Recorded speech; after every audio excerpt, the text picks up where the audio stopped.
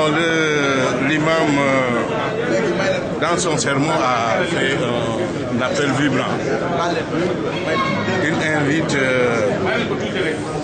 aux musulmans pour une introspection afin de revenir un peu sur le chemin qui est celui-là de la droiture et de la rectitude. Je crois que c'est un thème qui vient à point nommé quand on mesure l'immensité des problèmes que le monde musulman connaît actuellement. Problèmes qui, d'une manière générale, sont liés au caractère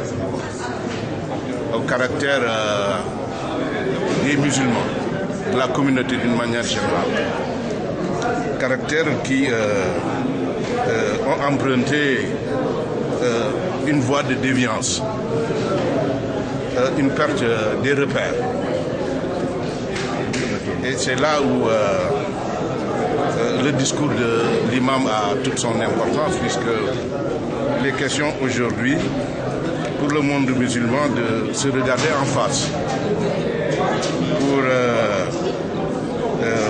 voir un peu les raisons, les causes qui ont été à la base de cette déviance,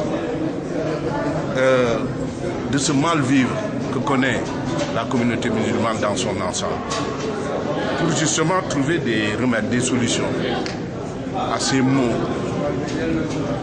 afin que l'islam puisse redevenir ce que le prophète Mohammed sallallahu alayhi wa sallam avait prédit, c'est-à-dire la voie du salut, où toute la communauté musulmane va être unie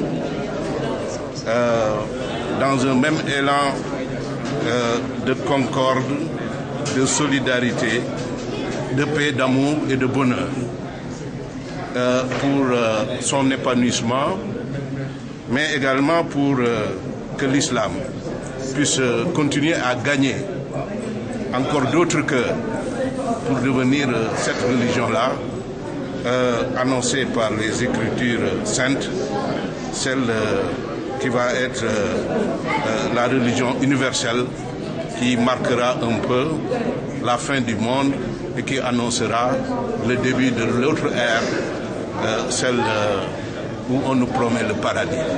Voilà ce que je voudrais dire en substance relativement à ce sermon que nous saluons. Et ce que je voudrais ajouter me concernant, c'est que nous devons continuer à prier. Les sermons sont bons, les discours sont utiles, toujours utiles. Les invites sont toujours de bonnes choses.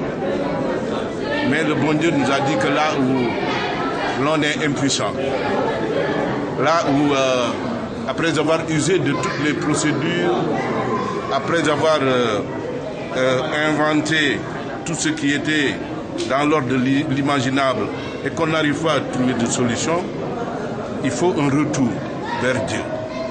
Il faut s'adosser encore sur ce que le bon Dieu nous a laissé ici comme précepte, comme recommandation, c'est-à-dire les Écritures saintes, pour se revigorer, avoir beaucoup plus de force et justement recueillir sa bénédiction. Parce que c'est seule cette bénédiction-là qui peut nous aider à sortir de ces affres-là, de ce gouffre.